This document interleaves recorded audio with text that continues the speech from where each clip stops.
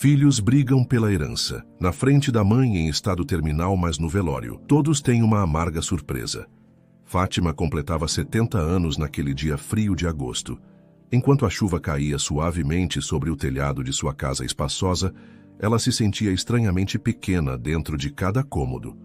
Era uma residência grande, construída com esforço ao longo da vida, erguida quando o dinheiro não faltava e o trabalho do marido, João, prosperava. Ele tinha sido um grande empreendedor no ramo de transportes, mas falecera havia mais de 10 anos, deixando para ela e para os filhos um patrimônio considerável. Todavia, naquele dia que deveria ser festivo, Fátima se encontrava só.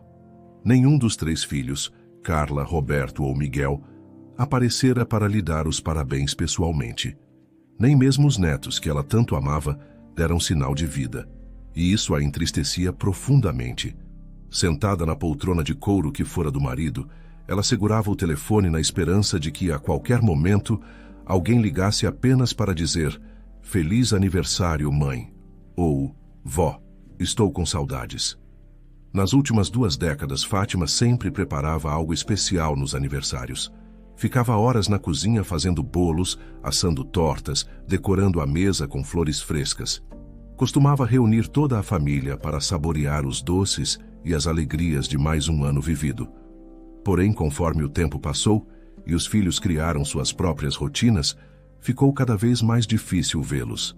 Agora, eles vinham quase somente em datas pontuais, raramente juntos, e quase sempre saíam cedo alegando compromissos urgentes. Era perto das 11 da manhã, quando ela recebeu a primeira ligação. A princípio, seu coração saltou, acreditando que poderia ser Carla ou algum neto. Mas logo descobriu que se tratava de uma atendente de telemarketing oferecendo um seguro de vida.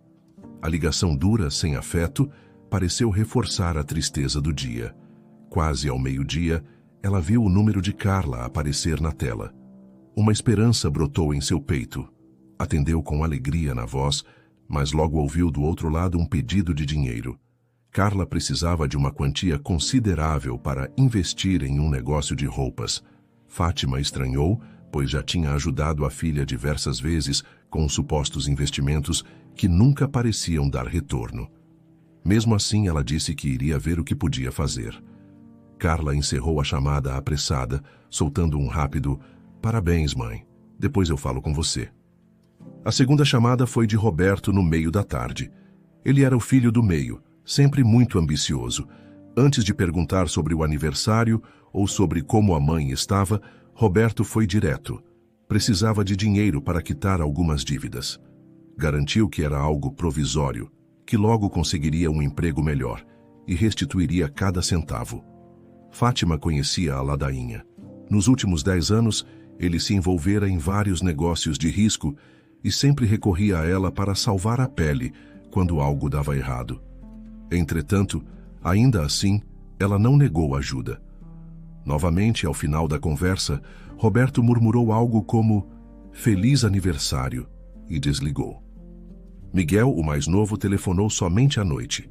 Ele era carismático, costumava ser próximo dela em outros tempos, mas nos últimos anos andava cada vez mais distante, sempre correndo atrás de suas próprias oportunidades. A ligação não foi diferente das outras. Após um "Oi, mãe, tudo bem?", ele explicou que estava planejando uma viagem com a namorada e perguntava se ela poderia ajudá-lo a custear parte do passeio. "Você sabe, mãe, as coisas estão apertadas e essa viagem é muito importante para mim. E aí, o que acha?", insistiu ele. Fátima não queria privar o filho de nada, mas aquele pedido em pleno aniversário, sem sequer a oferta de um abraço pessoal, doeu fundo em seu coração já tão machucado. Ela disse que veria o que poderia fazer. Miguel, satisfeito, deu um "Parabéns, mãe, te amo", mecânico, e desligou. Quando a última ligação encerrou, Fátima olhou para o bolo que assara pela manhã. Estava inteiro, intocado, coberto com um glacê delicado que ela mesma fizera. Acendeu uma vela solitária e, antes de soprá-la, fez um desejo silencioso. Que seus filhos voltassem a se importar de verdade com ela. Que, ao menos, a família pudesse se reencontrar.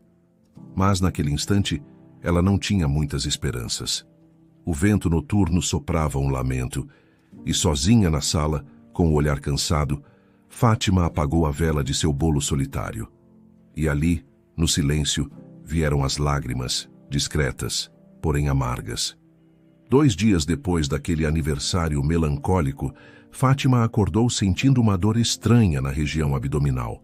Inicialmente, achou que fosse apenas uma indisposição causada pela tristeza e pela falta de apetite. Afinal, ela mal tocara no bolo e não tinha se alimentado bem. No entanto, a dor foi aumentando ao longo do dia. Ao anoitecer, sentia fortes pontadas e um mal-estar insuportável. Tentou se deitar para ver se passava, tomou um chá calmante, mas nada resolvia. No meio da madrugada, por precaução, chamou um táxi e seguiu para o hospital. Foi atendida rapidamente por um médico plantonista que solicitou alguns exames.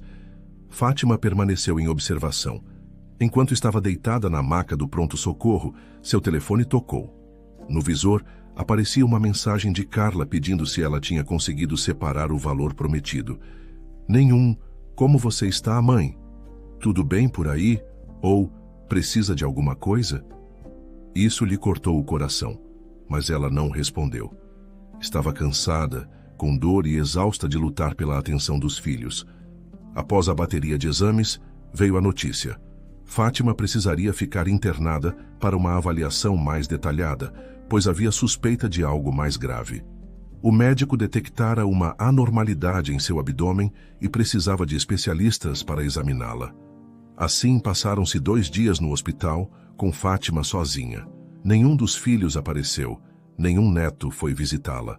Os enfermeiros tentaram confortá-la, percebendo a ausência de familiares, mas Fátima desconversava, envergonhada. Ela não queria admitir que seus filhos, outrora tão amados, a haviam deixado naquela situação de solidão completa. No final do 2º dia, Fátima recebeu alta provisória. Precisaria continuar investigando a causa da dor, mas a equipe médica permitiu que voltasse para casa, com a recomendação de repouso e exames complementares na semana seguinte. Ainda no hospital, antes de sair, ela olhou em volta e refletiu. Como cheguei a esse ponto? Por que estou sozinha, sem ninguém ao meu lado?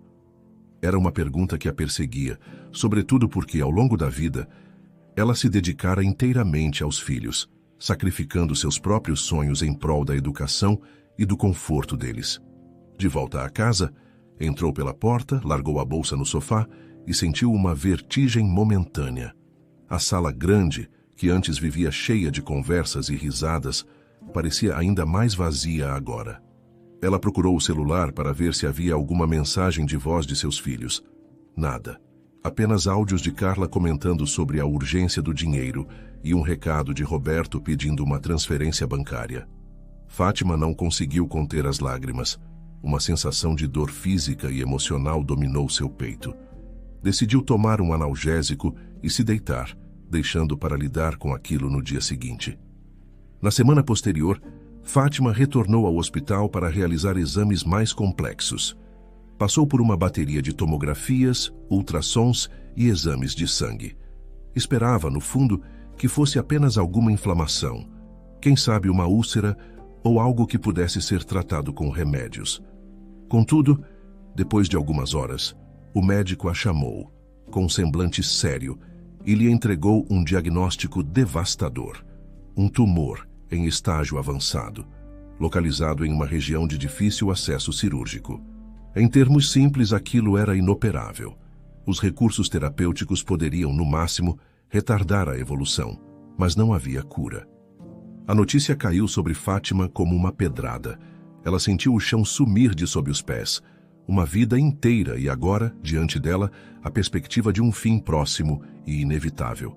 O médico tentou explicar o protocolo de cuidados paliativos, a possibilidade de quimioterapia para ganho de tempo e controle da dor, mas as palavras chegavam confusas a seus ouvidos. Seu mundo parecia girar em câmera lenta. Imaginou as mãos de seu falecido marido segurando as dela, dizendo que tudo ficaria bem. Mas naquele instante, ela estava sozinha. O importante, dona Fátima, disse o médico, é que a senhora tenha acompanhamento e apoio familiar. Essas próximas semanas e meses vão exigir muita força da senhora e de quem estiver ao seu lado. Aquela fala a atingiu como punhal. Quem estaria ao seu lado? Seus filhos, preocupados apenas com dinheiro, mal apareciam. Os netos, ela pouco via. Tinha alguns amigos antigos, mas todos também idosos, cada qual com suas próprias limitações. Era apavorante pensar que lutaria aquela batalha praticamente sem um exército. Depois de deixar o consultório, sentou-se em um banco no corredor do hospital e respirou fundo. Precisava contar a verdade para os filhos. Precisava, de alguma forma, reuni-los todos, olhar nos olhos deles e dizer: estou doente, preciso de vocês. Talvez essa verdade fosse o que faltava para que eles despertassem o amor adormecido no coração. Fátima era uma mãe que sempre abdicou de si, que poupou os filhos de preocupações. Agora precisava que eles estivessem presentes. Quando chegou em casa, ainda processando o diagnóstico, Fátima pegou o telefone e ligou para Carla. A filha a atendeu com a voz apressada, perguntou se a mãe tinha feito a transferência do dinheiro. Fátima conseguiu apenas dizer: Carla, preciso que você, seus irmãos e os netos venham aqui. É muito importante. Carla soltou um suspiro impaciente, justificou que estava cheia de compromissos e perguntou se não poderia ser outro dia. Fátima então insistiu: não, tem de ser esta semana, é sério. É sobre algo que pode mudar o futuro de todos nós. Carla, desconfiada, mudou a entonação. Algo relacionado à herança, mãe? Algum assunto financeiro?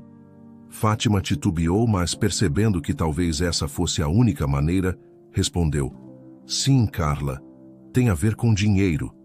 A filha prontamente disse que avisaria os irmãos e combinariam o encontro. Fátima desligou o telefone com a consciência pesada por ter usado tal artifício. Mas não via outra opção. Nos dias seguintes, Fátima aguardou ansiosamente pelo momento do encontro. Ligou também para Roberto e Miguel, pedindo que comparecessem, e usou a mesma isca. Sentia-se péssima por recorrer a isso, mas conhecia os filhos que tinha. Sem mencionar a questão do tumor, apenas sinalizou que o assunto seria de grande importância, e sim, envolvia bens e dinheiro. De imediato, Roberto e Miguel confirmaram que viriam, e ainda perguntaram se deveriam levar algum documento, ou se já haveria algum testamento pronto para assinatura. Aquilo pesou no coração de Fátima, mas ela se manteve firme. Precisava de um momento com todos eles, de preferência sem brigas, para comunicar a gravidade de sua situação. No dia marcado, Fátima se esforçou ao máximo para deixar a casa minimamente receptiva, apesar de estar abatida. Passou um pano rápido no chão, organizou os sofás da sala, colocou flores frescas em um vaso sobre a mesa de centro. Coisa simples, mas que ela fazia com carinho. Mesmo doente, queria que os filhos se sentissem acolhidos. Preparou um café com biscoitos, bolos e algumas torradas. Lembrou-se de quando eles eram crianças e ficavam felizes só de sentir o cheiro de bolo saindo do forno. Agora, temia que nada disso importasse, mas fazia por amor. O relógio marcava 15 horas quando Carla chegou, esbaforida, falando ao celular. Parecia estressada, nem sequer abraçou a mãe. Apenas deu um beijo no ar perto do rosto. Em seguida, chegou Roberto, igualmente apressado, comentando sobre problemas em seu carro e dívidas. Por fim, Miguel apareceu com a namorada, Raíssa, cuja presença Fátima sequer sabia que aconteceria. Nem mesmo um "tudo bem, mãe?" foi dito inicialmente. Ela notou que todos olhavam em volta, como se esperassem ver documentos e escrituras espalhados pela mesa. Para tentar quebrar o gelo, Fátima convidou todos a se sentarem no sofá, serviu café, trouxe os biscoitos.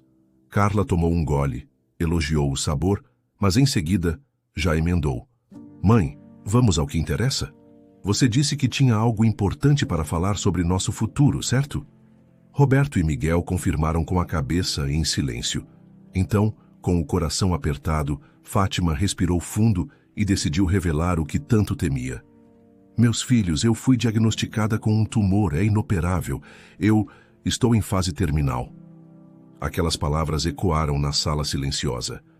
Carla arregalou os olhos, Roberto franziu a testa e Miguel soltou uma exclamação de surpresa. Mãe, como assim? Quando descobriu isso? Disparou Roberto, enquanto Carla questionava. Mas você não falou nada antes? Por que nos chamou desse jeito?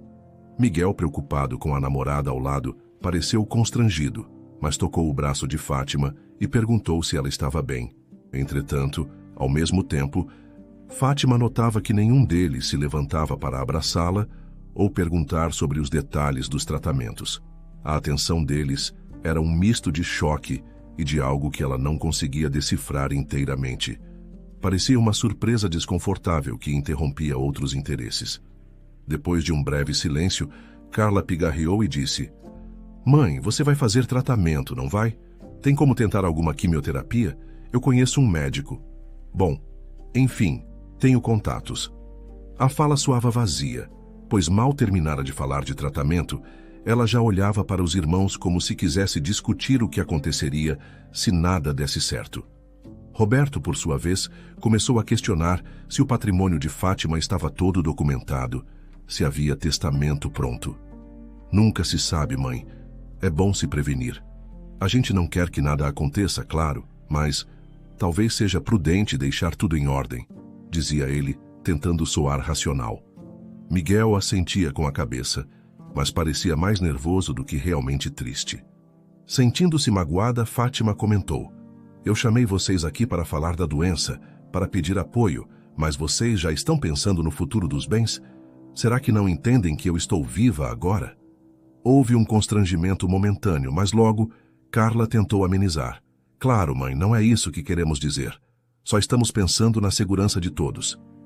Ainda assim, Fátima percebia que a conversa já tomava o rumo do dinheiro. Ela tentou falar sobre os cuidados paliativos que o médico indicara, mas não obteve muita reação. A mente de Carla, Roberto e Miguel parecia correr por outro caminho. Não demorou muito para que os irmãos começassem a discutir quem ficaria com a casa. Carla argumentava que, por ser a única filha mulher, deveria herdar alguns bens mais significativos, como joias e a residência principal. Você nem mora na cidade, Carla, rebateu Roberto. E eu que sempre estive por perto para resolver problemas práticos da mãe. Miguel, por sua vez, comentou que, por ser o mais novo, acabava ficando de fora de muita coisa, então merecia uma parte justa. Talvez a empresa de transportes que o falecido pai deixara. E assim foram, alternando acusações e reivindicações. Fátima, atônita, ouvia os filhos brigarem. Era como se sua presença tivesse se tornado secundária. Ela estava ali, viva, revelando uma doença terminal, mas eles se importavam mais em como repartir algo que ainda pertencia a ela. Nesse ponto, Carla chegou a levantar a voz. Você sempre foi irresponsável, Roberto, e a mãe te bancou por muitos anos. Se for dividir tudo, eu que tenho que receber mais. Roberto retrucou exaltado. Eu não sou irresponsável. Você sim ficou anos dependendo de marido, e o Miguel só aparece quando quer dinheiro. Miguel reagiu. Ei, vocês dois deixem de brigar. Não esqueçam que a mãe está aqui. Mas ao olhar para onde Fátima estava sentada, viram apenas o espaço vazio. Ela havia saído da sala em silêncio, com lágrimas no rosto, sem que nenhum deles tivesse notado. Tamanho era o grau da discussão que a própria matriarca se retirou e ninguém percebera. Foi só quando Carla se deu conta do silêncio que perguntou: Onde está a mãe? Roberto e Miguel olharam ao redor, confusos. Foram encontrá-la na cozinha com as mãos trêmulas, tentando conter o choro. Eles tentaram se aproximar, mas Fátima levantou a palma da mão, como quem diz basta. A briga acabou encerrada de forma abrupta. Fátima, em prantos, pediu que todos fossem embora, alegando estar exausta e precisar descansar. Cada um, ao seu modo, tentou justificar seu comportamento ou demonstrar preocupação, mas ela permaneceu firme, queria ficar só. No fundo, estava magoada, decepcionada e sem forças para lidar com aquela miséria moral dos filhos. Carla pegou a bolsa, Roberto xingou baixinho, Miguel e a namorada se despediram sem jeito. E todos saíram sem deixar consolo ou apoio real. Quando a porta se fechou, Fátima afundou no sofá da sala, abraçou uma almofada e chorou baixinho. Lembrou-se de todas as noites que passara cuidando de febres infantis, das reuniões escolares a que comparecia sozinha, dos aniversários cheios de presentes que fazia questão de organizar para os filhos. Pensava no marido, João, que sempre dizia: um dia, quando eles estiverem adultos, vão nos encher de netos e de amor. Infelizmente, a realidade se mostrava diferente. O dinheiro falava mais alto que o afeto. O cansaço físico e a dor, tanto emocional quanto da doença, levaram-na a passar aquela noite em claro. Dormitou no sofá, pensando no quão pouco tempo lhe restava e em como gostaria de viver aqueles dias finais. Ficou remoendo a ideia de que ainda havia coisas que sempre quis fazer, mas nunca teve coragem ou tempo. Ela e João sonharam por anos em viajar pelo Brasil, explorar as paisagens do interior, conhecer o litoral nordestino, passear pelas serras do sul. Porém, o sustento da família e as obrigações diárias sempre falavam mais alto. Pela manhã, acordou com a coluna dolorida, levantou-se lentamente e foi até a cozinha preparar um café. Cada passo parecia pesado, mas ao mesmo tempo percebeu que um pensamento nascia em sua mente. Por que não viver intensamente esse pouco tempo que me resta? Tinha recursos financeiros, afinal, e não via sentido em continuar ali, cercada de paredes vazias, aguardando a morte chegar. Olhou para um porta-retrato em que aparecia ao lado do marido, em uma viagem antiga, quando ainda jovens. Nós deveríamos ter aproveitado mais, João, sussurrou, mas nunca é tarde para tentar. Foi nesse instante que tomou a decisão que mudaria tudo. Em vez de se prender a um leito de hospital e a uma casa sem amor, Fátima resolveria viajar. Queria experimentar o mundo, sentir a brisa em lugares diferentes, comer comidas típicas, conhecer pessoas. Precisava redescobrir o valor da vida, mesmo em estágio terminal. Precisava, sobretudo, se reencontrar. E faria isso sem avisar a família, pois sabia que, caso o fizesse, eles a impediriam ou tentariam manipular a situação em benefício próprio. Aquela seria a sua última grande aventura. Nas 2 semanas seguintes, Fátima se dedicou a organizar sua ausência sem que os filhos desconfiassem. Foi ao banco, retirou dinheiro para despesas de viagem e fez uma aplicação que cobriria seus gastos emergenciais.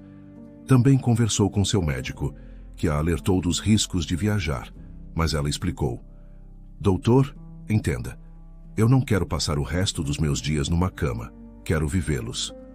Surpreso com a determinação, o médico concordou em lhe dar alguns medicamentos para aliviar possíveis dores e marcar retornos periódicos, caso ela decidisse comparecer. Fátima agradeceu, sem se comprometer se voltaria ou não. Numa manhã de sol ameno, arrumou uma pequena mala, colocou roupas simples e alguns itens pessoais. Deixou sobre a mesa da cozinha algumas contas pagas para que não houvesse pendências imediatas e um envelope com a carta de despedida endereçada aos filhos. Nessa carta, explicava que havia decidido viajar para cuidar de si, que estava bem e que, se precisassem falar com ela, teriam que aguardar seu retorno. Não mencionou detalhes do roteiro, pois realmente não tinha um plano fixo. Vou para onde o coração mandar, pensou. Chamou um táxi e partiu. Ao fechar a porta da casa, sentiu um misto de dor e alívio. Dor por deixar para trás memórias de uma vida inteira, o lar que construiu com o marido. Alívio por finalmente fazer algo por si mesma, algo que sempre quis, sem medo dos julgamentos. Olhou para a fachada da casa, na qual uma roseira estava florida, e se despediu em pensamento. Até logo, ou quem sabe adeus. No caminho ao aeroporto, contemplou a cidade pela janela do carro. Lembrou-se de como correu por aquelas ruas quando criança, da juventude cheia de sonhos, dos filhos ainda bebês. Agora, os filhos estavam adultos, mas para ela pareciam distantes como estranhos. Fechou os olhos, pediu a Deus que lhe desse coragem e prosseguiu. Não queria voltar atrás naquela decisão. Ao chegar ao aeroporto, comprou uma passagem para uma cidade do interior do Nordeste, um destino turístico que sempre sonhara conhecer, mas jamais tivera tempo. Passagem de ida sem data de volta. Estou pronta, disse a si mesma ao pegar a passagem, e sem olhar para trás, embarcou rumo ao desconhecido. O avião pousou numa cidade de clima quente e um povo acolhedor. Fátima, mesmo cansada, sentiu-se renovada pelo simples fato de estar fora de seu ambiente habitual. Pegou um táxi até uma pousada simples, de diárias modestas, mas aconchegante. Foi recebida por Dona Neuza, a proprietária, que a tratou com simpatia instantânea. Seja bem-vinda, minha querida. Você vai amar este lugar, disse, enquanto mostrava o quarto.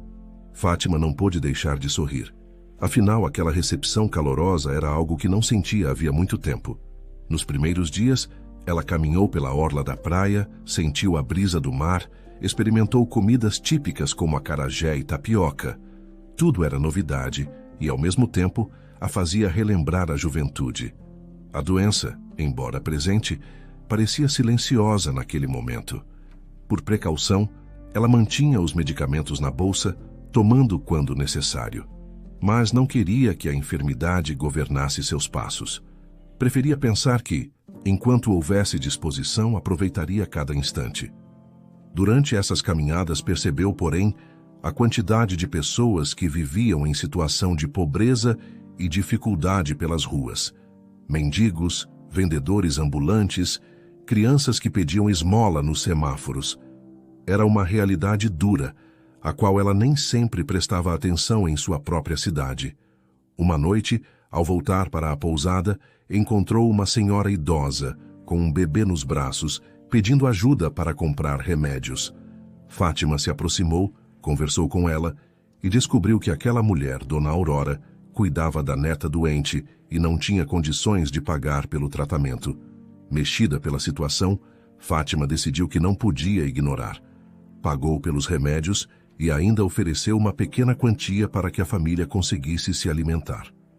Esse ato simples fez Fátima se sentir estranhamente feliz. Uma felicidade genuína que não sentia havia tempos. Ao deitar naquela noite, refletiu que talvez sua missão fosse usar o que possuía para fazer o bem a quem realmente necessitasse. Diferentemente de seus filhos, que só pensavam em ganhar mais, ela poderia redirecionar aquele dinheiro para salvar vidas, trazer esperança a pessoas sem recurso. Foi assim que nasceu a ideia de levar adiante uma série de pequenos gestos solidários ao longo de suas viagens.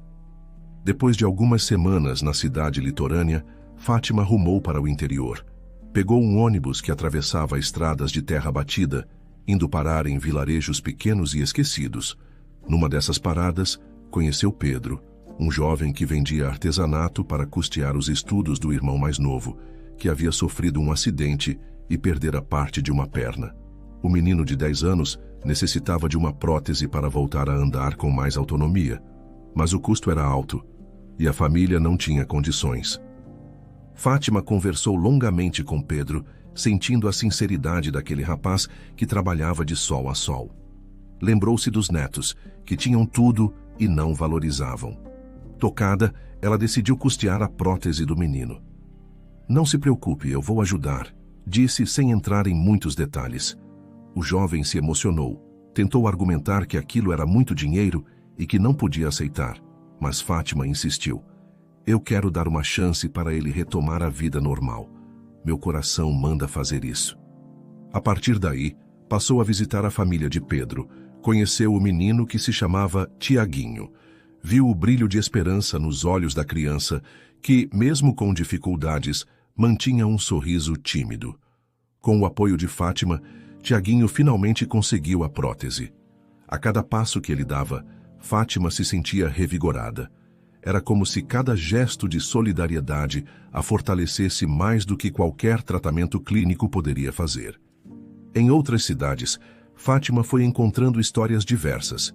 Uma mãe solteira precisando de fraldas e leite para os filhos, um idoso que não tinha dinheiro para comprar remédios controlados, um orfanato caindo aos pedaços que acolhia crianças abandonadas. A cada situação, ela decidia ajudar, seja financiando reformas, doando provisões ou cobrindo gastos de saúde. Não se preocupava com o quanto gastava, pois, em sua visão, aquele dinheiro ganhava um sentido muito maior ao ser usado para mudar vidas. E, para a surpresa dela, Quanto mais ajudava, menos sentia as dores do corpo. Era como se uma energia divina a alimentasse, a empurrasse adiante. Enquanto Fátima trilhava seu caminho de solidariedade, seus filhos na cidade grande começavam a perceber o desaparecimento dela. Carla, a primeira a notar, ligou várias vezes para o celular da mãe, sem resposta. Foi até a casa de Fátima e encontrou apenas o bilhete de despedida e algumas contas organizadas. "Ela viajou?" exclamou Carla indignada. Telefonou imediatamente para Roberto e Miguel, convocando-os a irem até a casa. Eles se reuniram na sala e leram a carta. Fátima não dava pistas de destino, apenas mencionava que precisava de tempo para si, que estava bem e não queria ser perturbada. "Como assim ela viaja doente?" perguntou Roberto. "Não faz sentido, ela tem que fazer tratamento." Carla esbravejou, revirando gavetas e procurando algo que indicasse aonde a mãe poderia ter ido. Miguel tentava acalmar os irmãos, mas estava igualmente perplexo. Ela não pode simplesmente sumir. E a herança? E a saúde dela? Tudo isso está em jogo, disse Carla, com uma sinceridade fria que a denunciava. Sem alternativas, eles passaram dias ligando para conhecidos, perguntando se alguém sabia de Fátima. Não conseguiram pistas. Pensaram em contatar a polícia, mas não havia crime nem sequestro. Ela simplesmente escolhera partir por vontade própria. Restou-lhes esperar. Contudo, como nunca tiveram interesse genuíno nos passos da mãe, não sabiam de seus contatos ou preferências. Dessa forma, ficaram de mãos atadas, remoendo a angústia de não saber como Fátima estava. E, claro, temendo que ela tomasse alguma decisão sobre os bens sem consultá-los. A ausência de notícias prolongou-se por semanas, depois meses. Apenas chegavam, esporadicamente, telefonemas rápidos em que Fátima dizia estar bem, mas não informava onde se encontrava.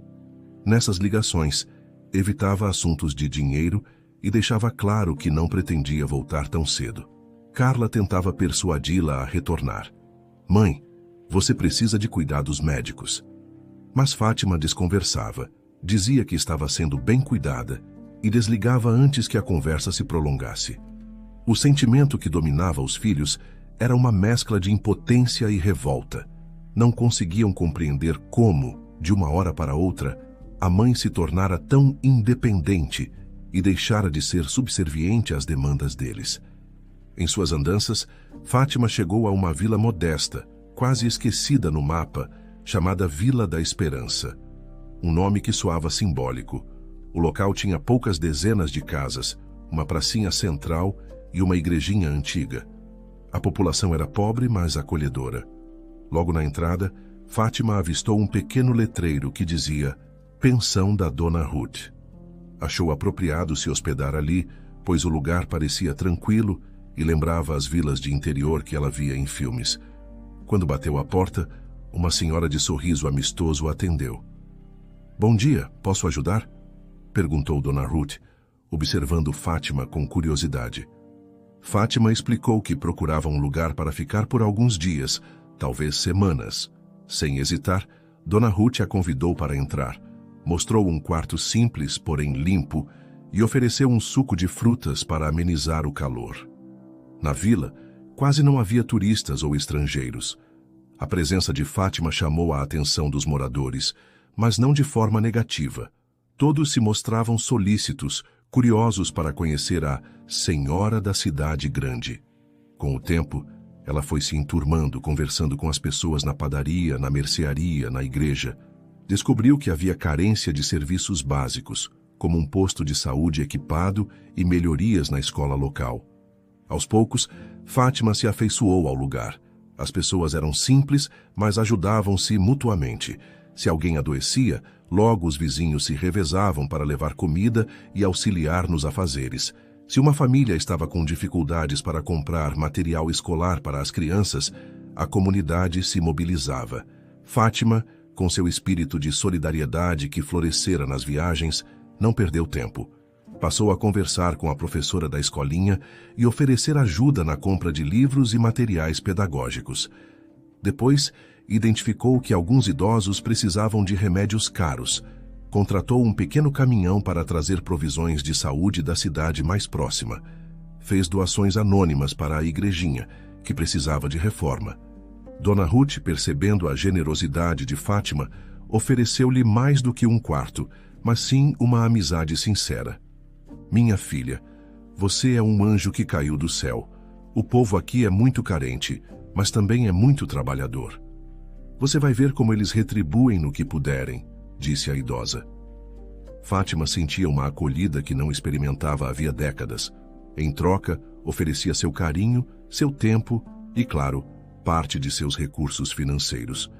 E, curiosamente, cada gesto de bondade que ela fazia parecia diminuir o peso do tumor, ou ao menos a sensação de que ele a dominava. Com o passar dos meses, Fátima tornou-se parte integrante daquela vila. Os moradores a chamavam carinhosamente de Dona Fátima do Bem. O padeiro lhe trazia pães quentinhos todas as manhãs. A costureira fez questão de confeccionar roupas leves para ela, adequadas ao clima local, sem cobrar nada. A criançada corria para abraçá-la quando a viam na pracinha. Em muitas noites, ela se reunia com a comunidade, sentada em cadeiras na calçada, para ouvir causos e histórias. De uma forma quase milagrosa, sentia que o amor e a gratidão coletiva eram seu melhor remédio. Claro que, fisicamente, os sintomas da doença continuavam aparecendo. Havia dias em que a fraqueza se intensificava, a dor no abdômen voltava com força e ela precisava repousar. Nesses momentos, Dona Ruth e outros vizinhos não mediam esforços. Faziam sopas, preparavam chás de ervas, buscavam qualquer forma de aliviar o sofrimento de Fátima. Um dia, a idosa chegou a desmaiar de dor na rua e logo foi socorrida por um grupo de moradores que a levaram ao posto de saúde mais próximo. Fizeram o possível com os recursos limitados, mas recomendaram que ela fosse a um hospital maior. Fátima, porém, não quis. Tinha medo de se internar e jamais retornar àquela vila que se tornara seu lar no fim da vida. E assim foi vivendo, entre altos e baixos, mas sempre com o propósito de estender a mão a quem precisasse. Investiu, por exemplo, em melhorias na estrutura da escola local, providenciando cadeiras adequadas, quadro novo, livros didáticos. A cada sorriso de agradecimento, ela se lembrava do quanto lutou pelos filhos para que tivessem boa educação. Lá, porém, as crianças, mesmo sem grandes recursos, demonstravam uma alegria genuína. Fátima sentia uma satisfação profunda ao ver aquela transformação acontecer diante de seus olhos. O tempo passava, e em certo momento, Fátima percebeu que não sentia saudade da antiga vida. Não sentia saudade do casarão vazio, tampouco da tensão constante com os filhos. O apego material que um dia tivera fora substituído por uma paz interior indescritível. Talvez eu tenha nascido para ajudar quem realmente precisa, e não para ser usada por quem só vê valor em mim através do dinheiro, pensava, com um misto de serenidade e tristeza, por perceber que nem mesmo sua doença sensibilizara seus filhos. De qualquer forma, ela não guardava ódio, apenas compreendia que cada um faz suas escolhas na vida, e a dela, agora, era fazer o bem. Meses se passaram. Enquanto Fátima se integrava à rotina do vilarejo, sua condição de saúde, inevitavelmente, seguia um curso de agravamento. As dores tornavam-se mais frequentes, a fraqueza se acentuava, e às vezes ela não conseguia se levantar da cama pela manhã. Nesses momentos, recebia a visita de senhoras da comunidade que limpavam seu quarto, traziam remédios e alimentos. O carinho era tanto que ela não se sentia um fardo. Pelo contrário, sentia-se protegida como em uma grande família de coração.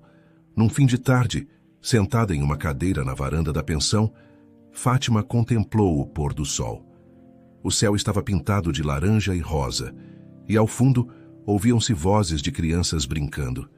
Sentiu uma dor aguda no peito, mas, ao invés de desespero, uma estranha sensação de alívio tomou conta dela. Fechou os olhos, recordou-se de seu marido, João, e murmurou: "Acho que em breve estarei ao seu lado, meu amor." Uma lágrima desceu por seu rosto, mas não era de tristeza. Sentia a alma em paz por ter encontrado um propósito verdadeiro nos últimos dias de vida. Naquela noite, a dor se intensificou a tal ponto que Dona Ruth chamou o único enfermeiro da vila para examinar Fátima. Constataram que a situação era crítica. Provavelmente seu corpo estava cedendo à doença. Mesmo assim, ela permaneceu consciente. Pediu para não ser levada ao hospital. "Quero ficar aqui, na minha casa, com vocês", sussurrou, usando pela primeira vez o termo "minha casa" para se referir ao vilarejo. Todos respeitaram seu desejo. Fátima recebeu conforto, palavras de afeto, orações. E em meio a esse cuidado coletivo, partiu durante a madrugada, de forma serena, quase como se estivesse adormecendo. A notícia da morte de Fátima chegou aos filhos de forma inesperada. Um advogado da região, procurado pela própria Fátima meses antes, entrou em contato com Carla, Roberto e Miguel para informar o ocorrido. Explicou que Dona Fátima havia falecido numa vila distante e que, se quisessem, poderiam se dirigir ao local para o velório ou optar por receber o corpo na cidade de origem.